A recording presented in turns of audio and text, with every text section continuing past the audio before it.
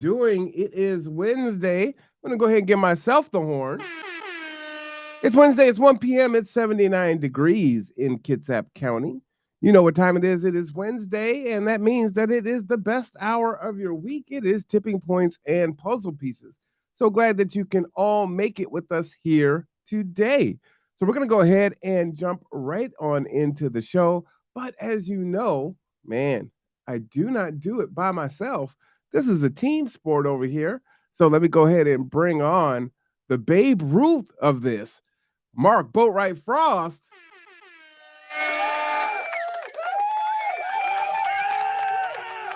That's a little inside baseball for everyone. A little pregame conversation. Yep, I see what you did there. How you doing? I'm doing really good today. It's not too hot. I'm actually being somewhat productive. Um, and I had a couple of moments where I could write things and post them on Facebook, which I haven't been able to do for a while because too many things have been going on. Today's thought on Facebook was outrage confuses me. Really? Yeah, outrage doesn't seem to have a point except being outraged. I get fear, I get, anger. Those are things that are reactions to direct threats. And you do something about them. You react to them and do something about it. But outrage seems to not really call for that doing something about it. It seems to call for you to be outraged. If it's a direct threat, then you do something about it. If you're just outraged about somebody else's behavior or conduct, get over yourself. You got your own shit to work on. Ooh, uh-oh. Sounds like we're getting spicy early. Yeah. And I was, it was just like, I read these article after article about these people generating outrage. And this is outrage ever not generated? Mm-hmm. And I'm sure someone's going to come back and say, well, there was a pedophile down the street and I'm outraged at his behavior. I said, well, first of all, do you know for a fact that he is? Second of all, is your outrage actually stopping the behavior? What is that getting you? If there's something going on and somebody's doing something wrong, no matter what it is, I use pedophile just because it came to my mind first, um, then do something about it. And, call the police, show them your evidence, get somebody involved, get counseling involved, child services. That's an action. Being outraged, that's just, self-flagellation. Seems to be pointless to me. It confuses me. So that was my thought for the day on Facebook. But yesterday was a lot more juicy. Well, now what made yesterday juicy? Well, you always hear this woke is woke this, woke that. It's like the new buzzword about anything else. And I said, it's not woke. It's simply human. The things they're screaming out about being woke aren't woke. What they're screaming about is people treating other people with human decency. Look at every issue that they're screaming about woke. It has an issue to do with people being fed, people being allowed to be whatever they are, whether it's, whatever they are, people sharing love with whoever they want to share it with. These are things that people are being outraged about and are screaming about woke behavior. And I'm like going, it's not woke. I don't even know what woke is. What they're screaming about is the evil of people being human to each other. And that that outrages me. No, it actually is just like, why are you, I don't even get it. It's like, especially when these people call themselves Christians. Now, I don't claim to be a Christian, but I have read the Bible, and I have read the New Testament, and I remember all the stuff about love thy neighbor. And, where is all of that in this rhetoric? Where is the love your neighbors, be a good steward? That seems to be buried under all of the othering and hate. Well, what I would say as a Christian, you should be careful with your words because you're painting all Christians in that way. No, no, And I'm just saying if you're hating and you claim to be a Christian, not all Christians, because I know a lot of people that are good Christians. I think you really need to be careful in this particular time to call that out, right? Because Yeah, many Christians, especially even right wing Christians, right, get labeled as racist. And while there are some that are right wing, that are Christian and racist, there are left wing, Christians that are racist also. And so I just say that to say um, that all Christians do not. Um,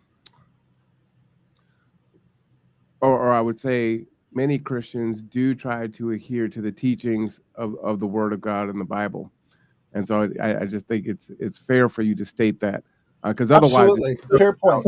as the opposite, right? Because that's Yeah, really what's happening right now, right? It's like yeah. Christians against everything else, and it's like that's actually And not true. it's not. And well, and you and I have had this conversation offline. It's like I just kind of like it's kind of like my feeling about outrage. You know, when you say Christian, you're not talking about one thing.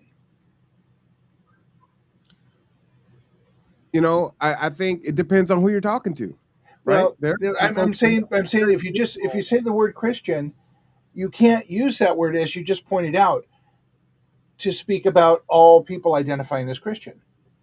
but many people do. Yeah, but the thing is, but as you just pointed out, there are a lot of people who label themselves as Christians who do not act in a Christian manner. That does not mean Absolutely. in any way, shape, or form that there aren't many more people who are Christian who act in a very Christian manner. So Yes. I just think it's again another one of those things that gets a little confusing. Is I'm a Christian. Okay, that doesn't tell me much. Why don't you define that a little bit more for me? No, and I'm just saying you understand what I'm saying. I'm kind of using as a hyperbole here, but it's like we But you're right. We you paint with a take very broad Christians as brush. your example. That's why Yeah, it's important yeah, to, be very clear in that as a Christian myself, right? yeah. No, I get it, and I absolutely respect that.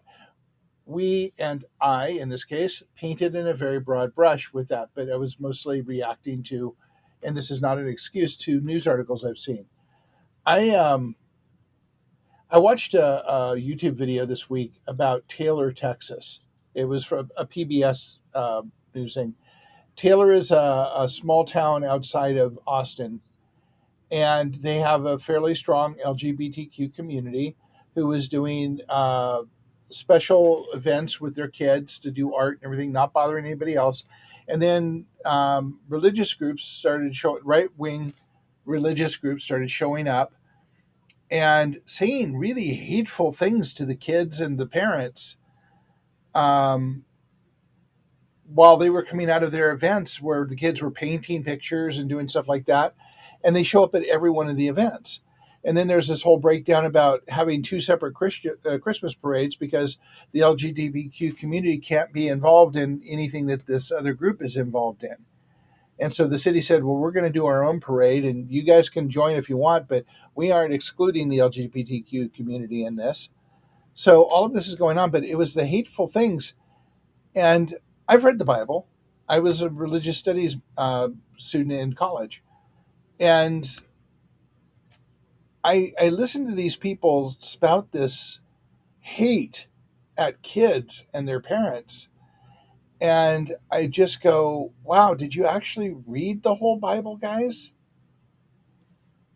Or are you listening to something somebody's telling you? I mean, I have to think that. Well, and you said two things, right? You said religious or Christian and far right, right? You had those Yeah. two things together.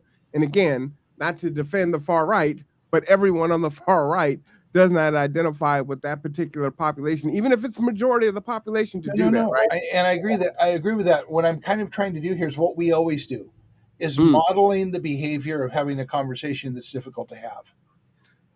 Yeah, you know what? And what's so interesting about it is for me, I don't even think this part of the conversation is difficult. At least maybe with you, because we can have the back and forth and the dialogue, right? Hmm. And we give each other the space to have the conversation, right? Because you're saying right wing Christians, but there aren't left wing Christians there, right? Historically, like historically, I would say in the last 10, 15 years, right?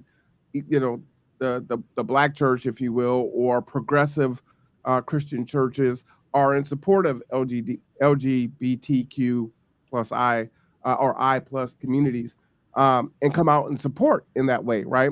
But the news doesn't paint that picture. They just No, say it doesn't. Christians or the church, and they don't talk about the Christians that are in support and stand in solidarity, right? So that's always missing from the articles. And so this gives us a chance to ferret that out, which I do appreciate. Yeah, and part of it is you got to call me out on my painting with a too broad a brush, and I agree with you. I did. Words are very hard things, which goes back to my whole thing about being, confused by outrage. It's a word that doesn't mean anything to me. Um, there are lots of words we use and we misuse. You and I have had the conversation about sustainability. Do we really just want to sustain? I mean, there are words that we use and are get misused. It's how things get co-opted. But that So goes to the top. And now we're to the topic of today's discussion: the world where we live. I thought the topic of today's discussion were words that trigger Mark. No, because Sustainability being the first oh one. God, we don't have enough time in an hour or a week to have that conversation. And it's not so much it's not the words that trigger me; it's the misuse of words that trigger me. Mm-hmm. The Hilarious. co-opting. It's Yeah. how we get co-opted. That's how a concept gets co-opted. So, Please, but please continue. the topic of today is the world where we live, and there's so many different ways we could approach this conversation. But we live in a world. There's so many pop songs going through my head right now. Of course, there's the Crowded House song, which I referred to in the description of this today's meeting. It's just like the world where we live. No, not the Crowded House song, though that's very good. We're talking about the world where we all live, the one world where we live. And I have one question to start this whole conversation off with. Where do we go when we've used this one up? Where do we escape to? Mm. Where's our out? For you and me, we don't have one. We don't have the resources to even pretend like we have an out. Well, I mean, it won't be in our lifetime, I don't think. No, but where's the out for Layla? Where's the out for Kira? I don't think it'd be her lifetime either. I mean, do you think, let's say she were to live another, 70 years, she made it to 81. I don't think I don't know, things are going pretty fast. Could we They're inhabit other accelerating. planets? I don't know. I think that it's kind of a pipe dream right now. Yeah, maybe we'll have a breakthrough of some kind. I know NASA's been working on a real honest to God warp engine for I know. about a decade, but they say they're 30 years away from having any kind of real tests going on with it. It's all Oh, still wow. in the very theoretical stage. Now they're much farther on the impulse drive, thanks to some breakthroughs with some of the ion technology. I think it's ion technologies. I don't know. I'm not a scientist, so don't hold me to that. But I've been reading up and listening to stuff about things that they're working on in the impulse drive. But it's still, all very theoretical. And we have the billionaire class launching themselves into space in rockets. But I have never seen anything real. What's a good word for stick to itiveness? Reliable or follow through with the billionaire class. I mean, You don't think so? They seem pretty driven and motivated to, have their own space race right now. yeah, to have a way to get off the planet in case all of the things that they're doing destroy it. Yeah, I can see that. I saw that movie in the 1960s. I think it was a Race to Space or something like that, where they had this like giant spaceship with wings on a rail that goes flying off, and the rich people were all loading into it. And there was the 2025 or whatever it is, about the giant disaster where they all, with the people with the golden ticket, got to go to the place in Himalaya and get aboard the arcs. Everything, yeah, that movie has been played out a whole bunch of times throughout the last 60, 70, 80 years, where the billionaire class are trying to find a way to pat themselves on the back while they're finding an escape clause for themselves and the people they choose. So, Marwan, do you feel chosen? Oh, I probably won't be in that number. No, Yeah. I don't think my skill set will be needed. I'm not that valuable. So, but then there's this whole question about, okay, so you get off the planet, you might have a Mars colony by then, but we don't even know what we don't know on this planet. Wait. By when? When were you thinking? 30 years. 30 years? You think so, huh? Yeah, I think that they will try to have a Mars. NASA has announced that they're planning to put a colony on Mars, and they're already working toward a moon base. Mm. So, but the theory is here that you can do something there, and there's enough resources there to build the next step, which is interesting. But it's all to get away from the world where we live, and that, in my opinion, is flawed thinking because it means that you're writing off the work that needs to be done to fix what we broke. Do you think that's what they really want to do? I don't know. I'm I don't have any claim to a precognitive ability to read Jeff Bezos's or Elon Musk's or Richard Branson's mind. I think it's a combination of two things, right? I've got more money than God, as they say. So, I got to do something that's just way out there. And then two, right, capitalism. So, space tourism, mining minerals that aren't here on Earth. And it's just, more of a money grab, right? Our oil reserves are, these, we have our precious, minerals and things are finite, right? And so we've got to be able to discover some new things and get those materials. And whoever's first, right, turns billions into trillions and whatever's after, what's after a T. I don't know, zillion. So yeah, but we're still using rocket engines, Hmm. which aren't going to get us very far because of the limitation of fuel consumption. Once we're in space, which is zero gravity, in order to mine asteroids, we're going to create a whole new industrial revolution of equipment to do that in a zero G environment. Um, there are so many questions about things that we don't have any inkling of as it's moving forward. So I'm guessing 30 years is we could probably have a dome on Mars where people are doing experiments, but actually having a colony on Mars. I'm not seeing that in 30 years, Right. And that's why I unless we don't make think some it'll serious be breakthroughs. that's why I don't think it'll be the rich that are up there. I think they will have worker bees that are up there continuing to make them rich. I think that's really what it is, right? I Maybe. mean, they have all their luxury and excess here, and they would want to be able to reproduce that there. So unless the earth is so dystopic that they need to flee, I think it's just to continue to enrich themselves. So, man, maybe you're right. But the thing is that they still have to have an entire innovation series of equipment to make it profitable. And so far, we are not very far along with that. Now, if I saw Elon Musk combining with John Deere trailers or John Deere equipment to start building and innovating things that would work on Mars, then I'd be a little bit more, oh, that's interesting. Now I see this where this might be going.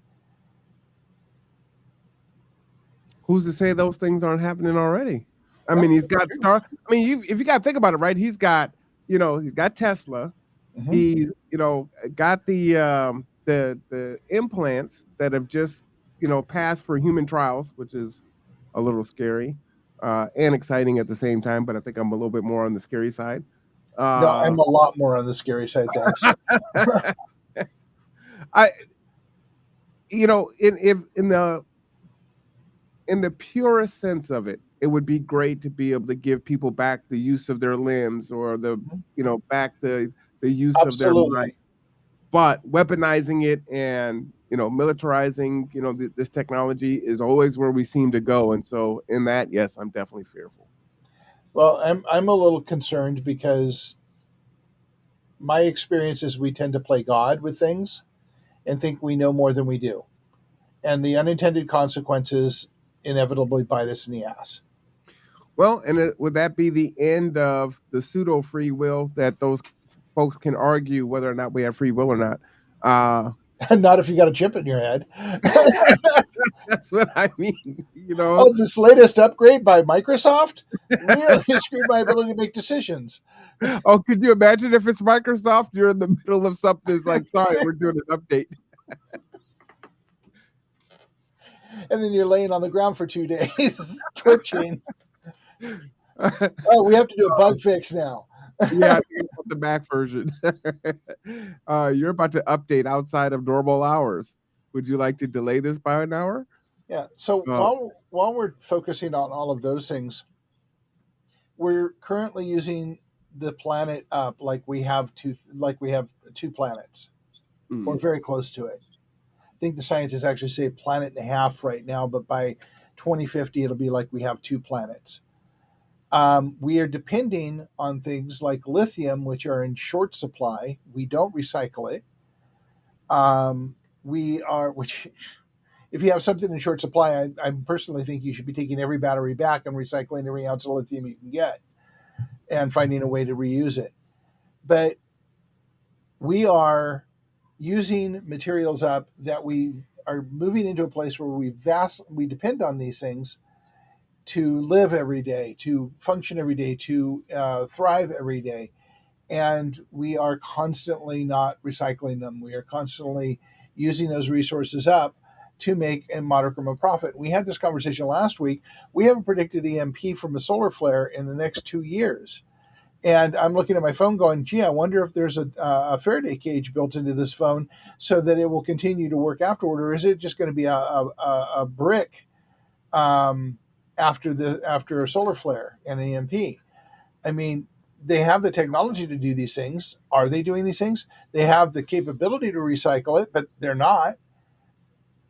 So they're just selling and selling and selling and selling and selling and throwing away and throwing away and throwing away and throwing away and shipping overseas. And it's just the world where we live. We get promised one thing and get the reality is something completely different.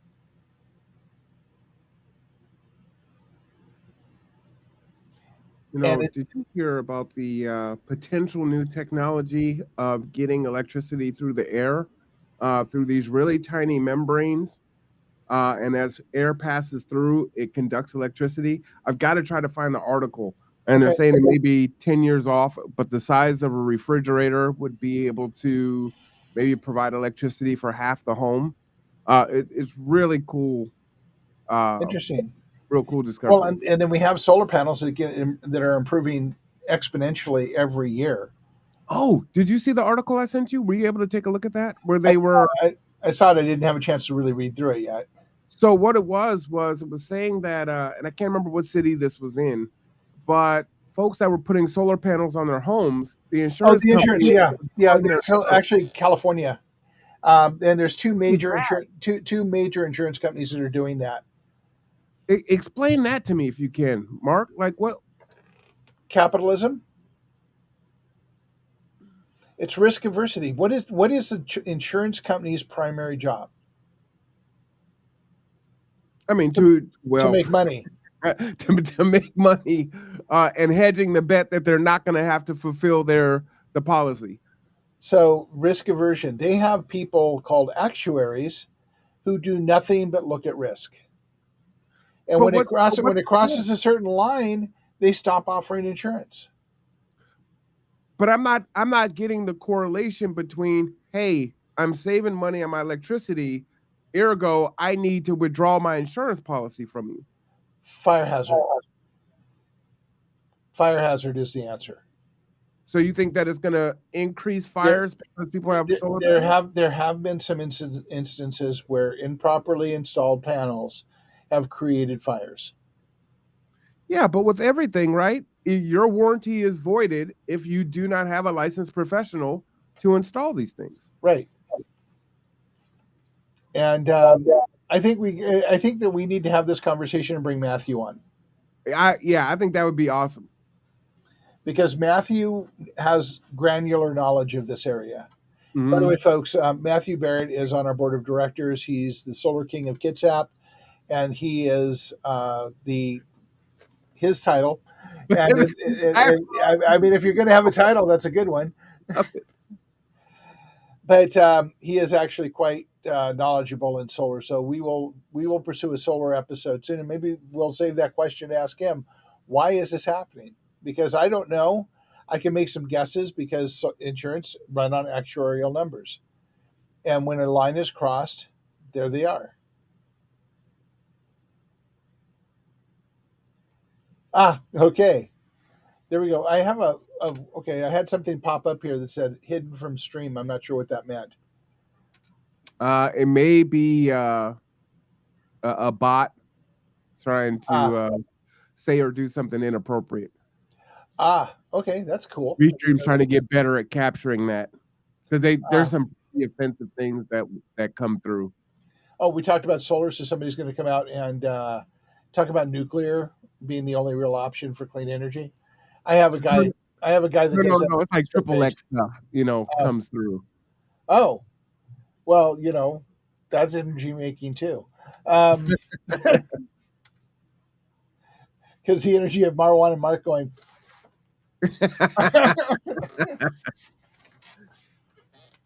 I'll buy that for $1. Boy, that'd be interesting. oh my god, a running man comment. Okay.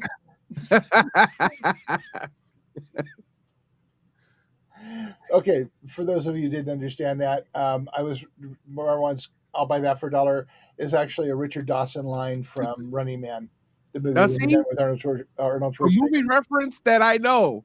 Yeah, so I was like Soundtrack going, by Pat "Whoa, Benatar. huh?" Oh Soundtrack yes, by Pat Benatar. yeah, I'm sure it was. Uh huh. Anyway, and the original is was actually pretty good. Um, for all of that and all for a cheesy '80s science fiction movie with Arnie. Man, what an error for movies. Speaking of weird movies and the world where we live, I just saw an ad for the fourth installation of the wow, I'm going to Hunger Expendables. Games? The Expendables. Oh, really? Yeah, there's a fourth one coming out, Oh, fantastic. and they're bringing in some of the female action stars in this one. Oh, I I mean, love it. beside Ronda Rousey, who is an action squadron all by herself. Ooh, Michelle Yeoh would be great. That's one of my favorites. She's one of my all-time favorite. Yeah, they're bringing in some of the younger ones that like came from the Triple X, the end of the Triple X franchise. Oh, really? Ruby Okay. Rose. I don't know if she's in there, but it's people in her generation of action stars.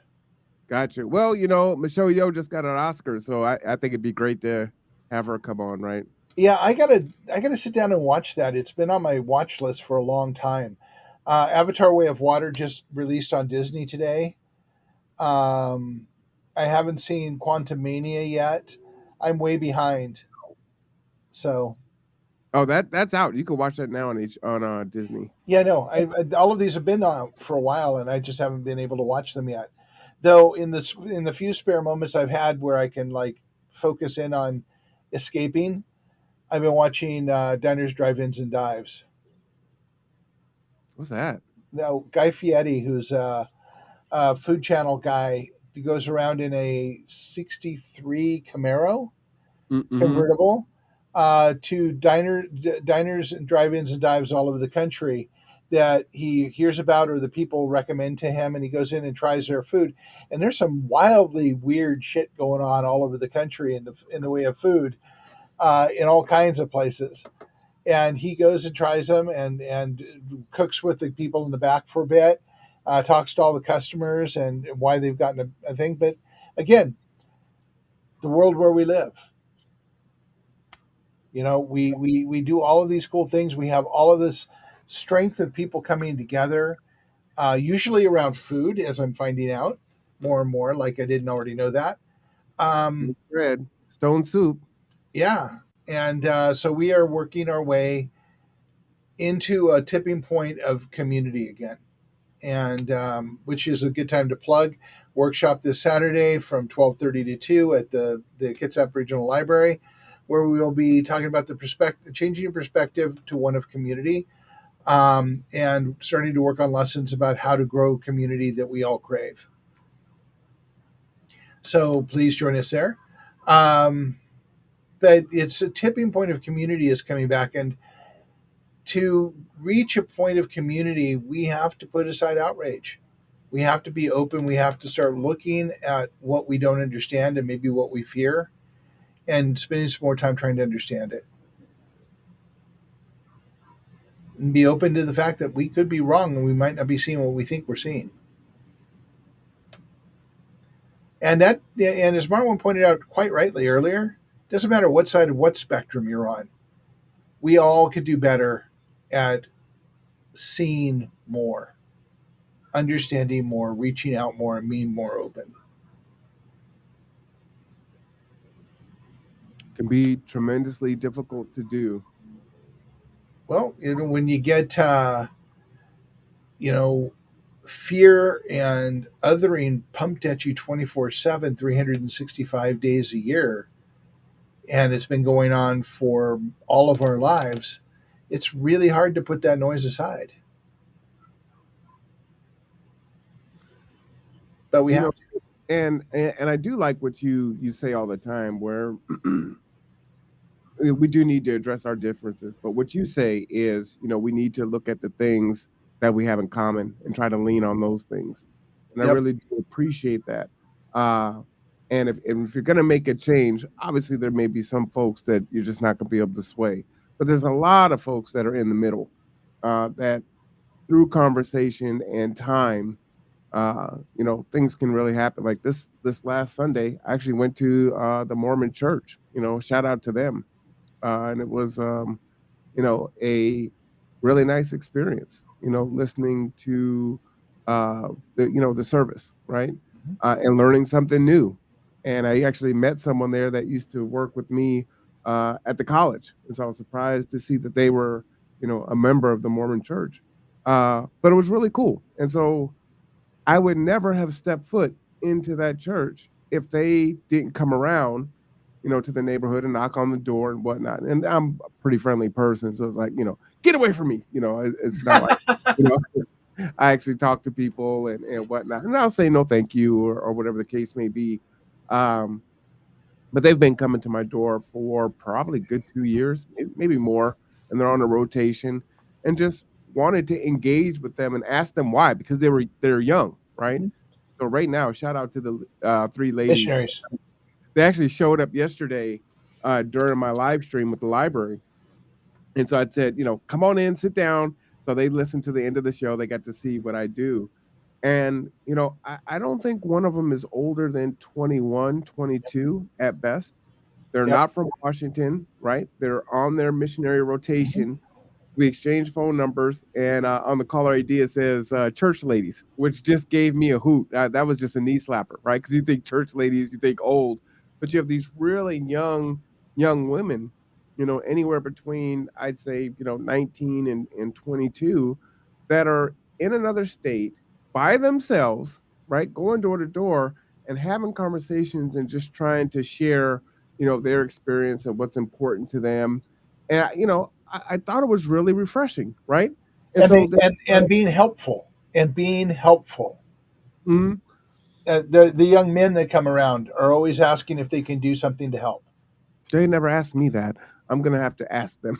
Yeah, no, I mean they've come around. They cut people's lawns. They take out the trash for them. They help people out throughout everywhere they go. Part of what they do is help people out, Oh, which I got a which is list. very cool. But it was really cool, Mark, right?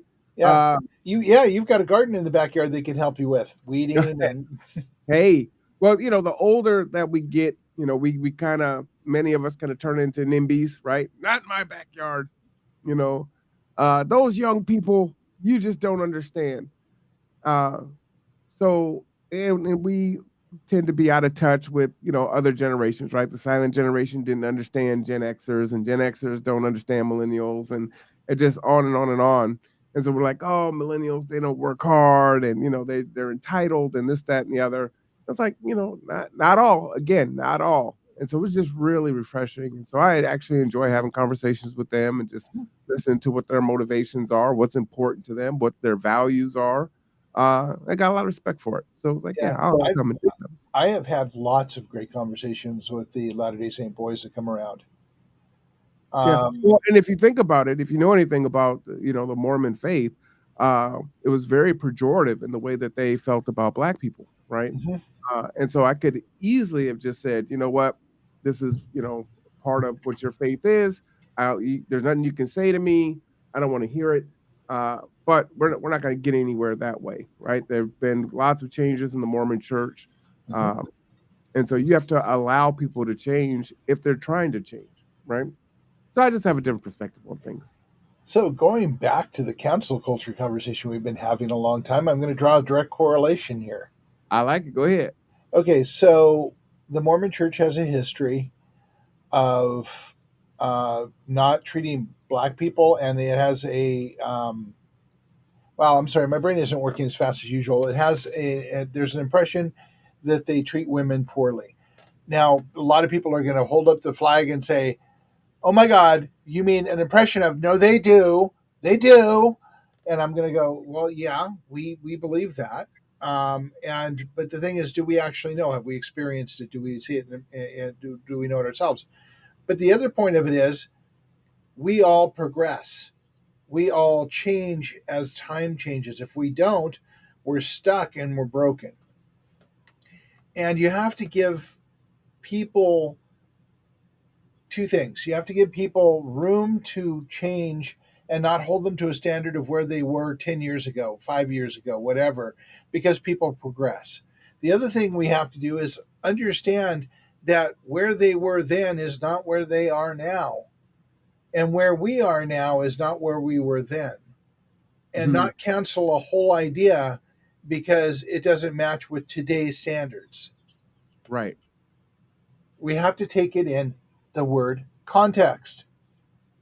Context is vitally important to every discussion, which Marwan called me out on when we first started this program, as I had improper context for my comments.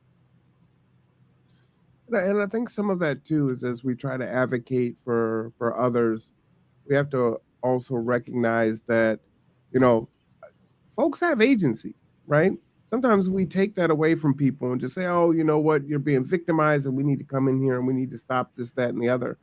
And I think people go a step too far in their being overzealous in their advocation for a group or a person. And it's like, well, these folks might actually have agency, right? And they're making a conscious decision to do that. We're not talking about cults and things like that, but even then, right? There's some agency even in that.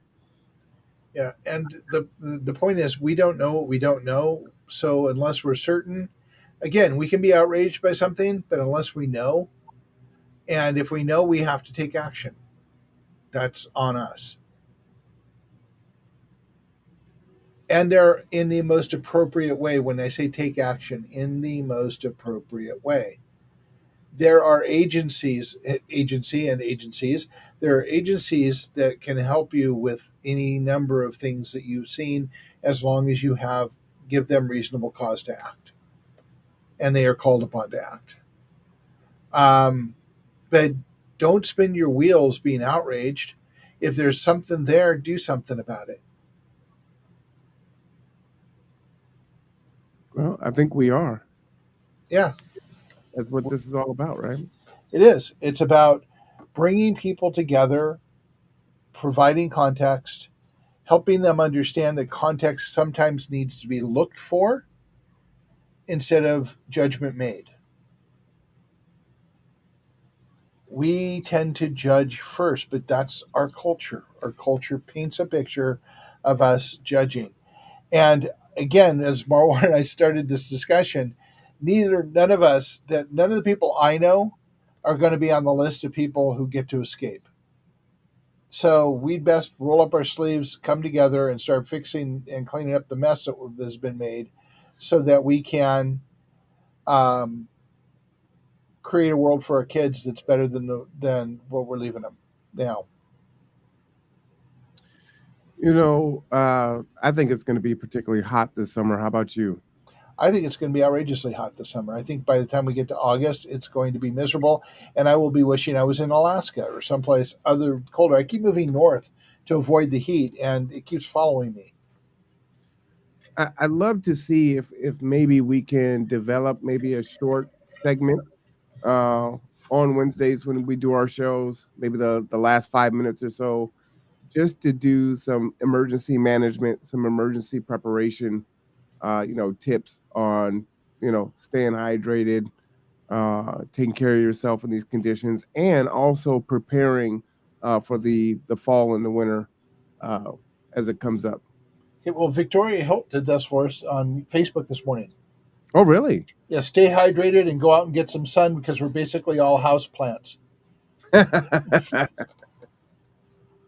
Well, folks will see me walking around the Yeah, neighborhood here soon, so I won't be so much of a house plant.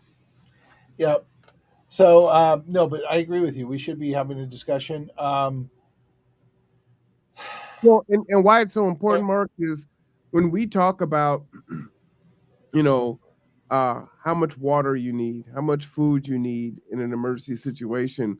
I think some folks don't take action because, like, well, I don't have the money to go out and buy, 5 gallons of water per person per day for 3 days, right? Or whatever it is. And it's like, no, you build slowly. yep. And today is a great time to do it. So just start, adding and adding and A adding a little little bit at bit. a time. Winco has bottled water for 98 cents. Now Mm, you can go out to one of the various stores around here and buy a 5 gallon to 7 gallon jug that's water safe storage for $14-15 generally. And then you can either pour the one bottled water to the other and create more trash, or you can just store them in single bottles of water. Our big problem here is we have no storage. So that's a conversation that Terry and I are having all the time is where do we store water? Because we need more water than we have backed up. Um, Could you put a pallet like around the back of your space? no, no, No? they don't want anything outside. So there's Oh, no way. wow. Yeah, so there's no real way to do that. We've been discussing how to do that. The only thing we've been able to come up with is we can put it in our storage unit, which would be a hell of a hike to go get water. Um, but it's just there's a lot of things. So maybe the first discussion we can have is looking around and determining if you have space. If not, start looking for a way you can create space to have some supplies that you don't touch any other way. But the very first thing you should have is a first aid kit, a good first aid kit. And I'm not talking when you go buy off the shelf that says, has a little red cross on it and says Johnson and Johnson, but you want something that has fingertip bandages in it, a sling, scissors, and not junk. You want something that you're going to need this. Okay. Everybody and their brother's trying to sell emergency supplies right now. And if you can spend $1.99 and get this bag with everything you need in it, it's not everything you need. And most of this stuff is going to be garbage. Your life's going to depend on this. If you need it, you need the stuff to work. You don't need to have the scissors break in your hand or find you have plastic scissors in the box. Oh, So wow. when you get something, make sure it's top quality. Okay. Marwan's got a great picture here. I'm going to let him bring that up. This is water storage. Um, Couple quick thoughts on this is that they are transparent bottles, which is could be a good thing because sunlight is the best disinfectant. Okay. But I don't know if those bottles are sunlight transparent. Um, you want a bottle, if you're going to get a bottle, you want a bottle that it does not have BPAs because heat releases BPA into the water and that is a toxin and a Mhm. carcinogen. So that's something you want to look for.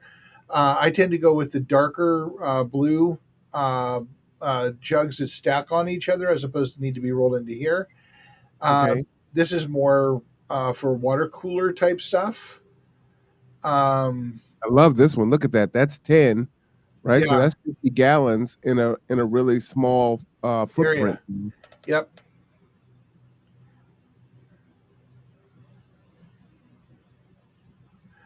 So yeah, these are things that you want to look at and you want to think about. So this is all water storage, and they're all reasonably good. I would assume as long as they hold up. Hmm. In our case, we're going to have a quake followed by a tsunami. If you're away from the tsunami, that's not a big problem. But the quake, you need to have something that's not going to fall apart with all that weight on it. What you get, you want to see. Trouble about buying online is you get it, and you suddenly realize that it'll work for everything right now, but it's somewhat flimsy. So somewhere down the line, it's going to start shaking apart. Well, could you like take one of the more sturdy ones now? What is it? A gallon of water is 8 pounds. Is that right? I'm not sure. Heavy, 5 gallons is heavy. It's a trick. Right. So yeah, I think Yeah, that's about right. I think it might be 40 pounds. Hey, Echo, how much does 5 gallons of water weigh? Hey, look at me. Hey.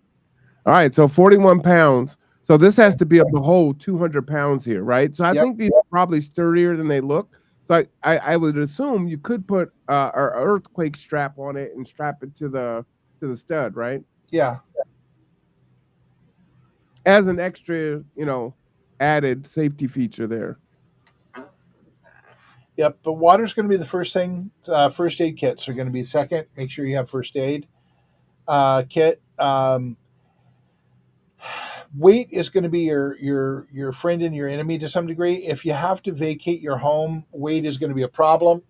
But freeze dried food needs water, so canned food doesn't usually need water. You can have food right then and there. Having a garden, fresh food is best.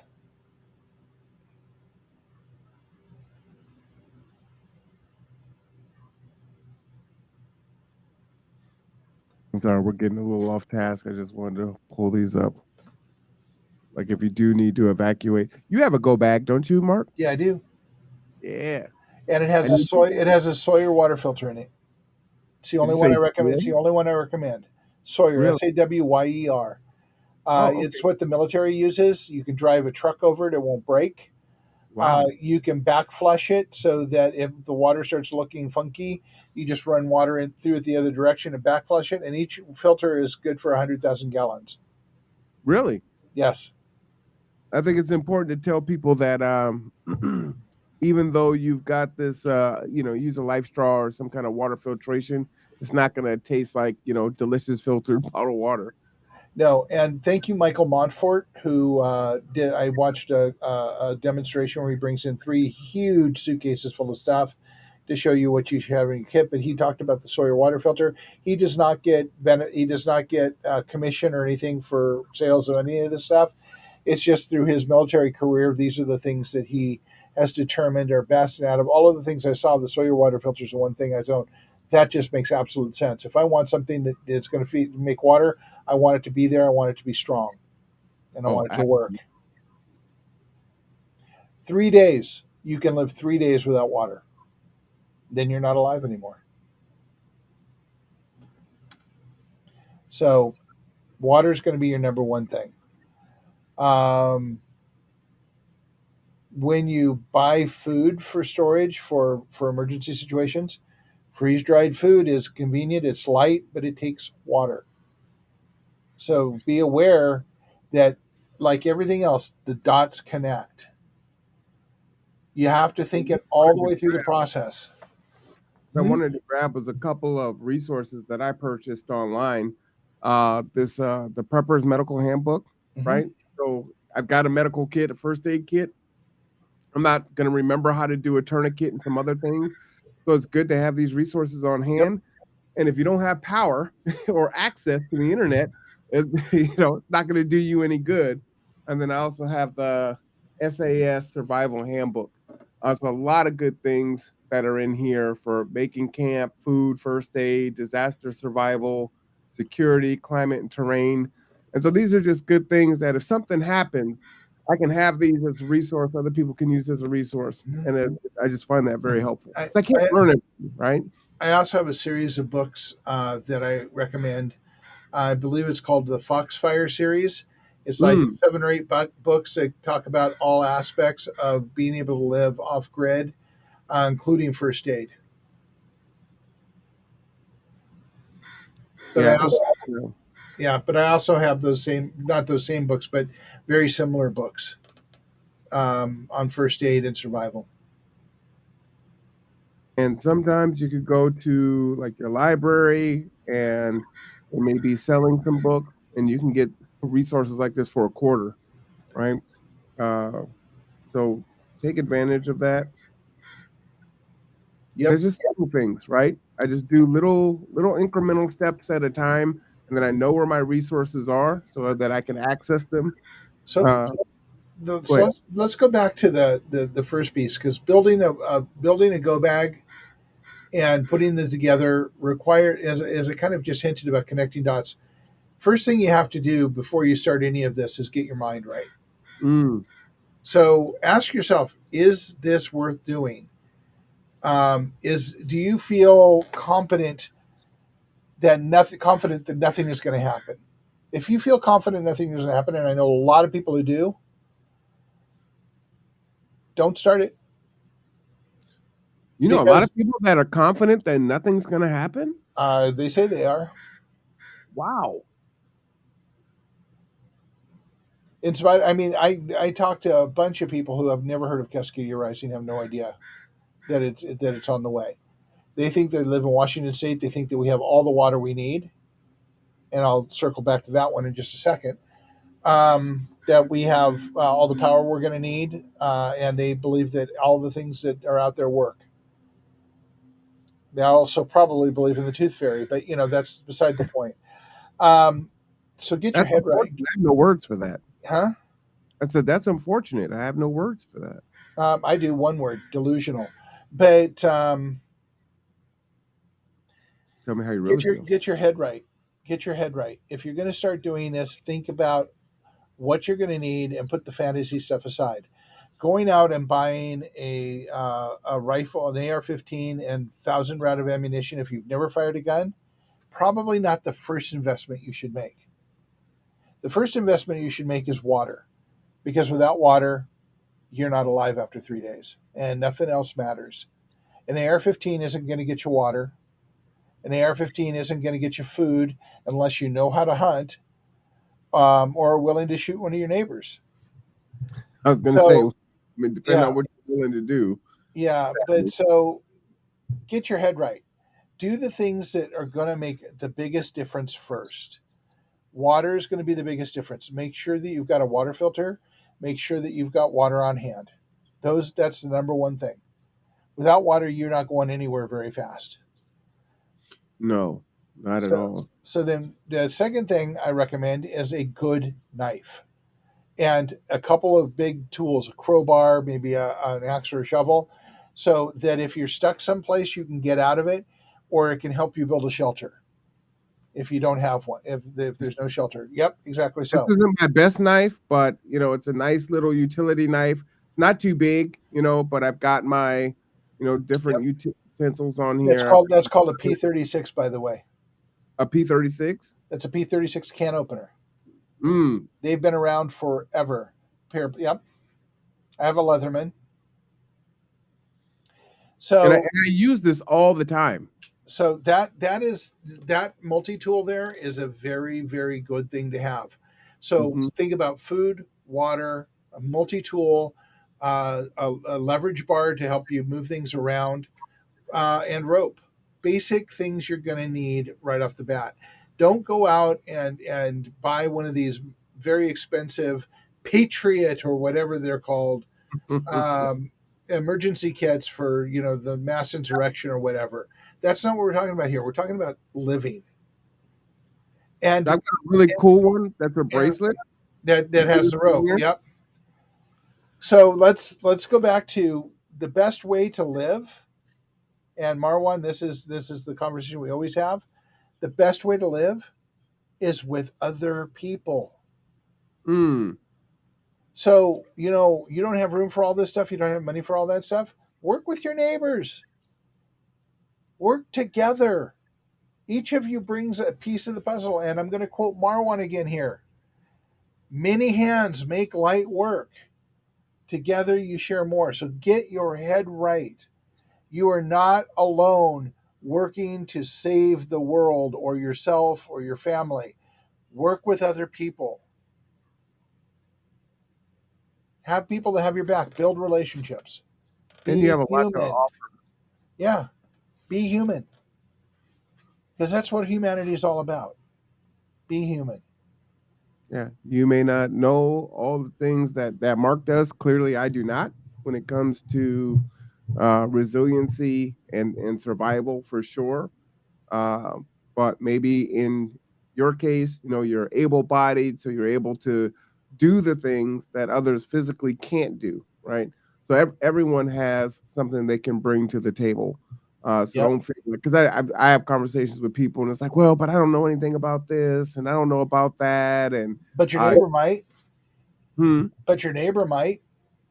Well, no, I no. My argument is that they do have things that they can bring, right? Yep. And it is that ability to do some of those things. And we watch a lot of movies like you were referring to earlier, and it's like, oh, or even with Elon and folks going to different planets, like, oh, we're looking for the scientist, and we're looking for this person, we're looking for the biologist, and so there's no space for you. And it's like, no, no, you have a space, and having those conversations and bringing your puzzle piece is what you got to do. Your spaceship is your neighborhood. Your Oh, spaceship that's is your neighborhood. hmm. They can have all the SpaceX going to every place else. Your spaceship is your neighborhood.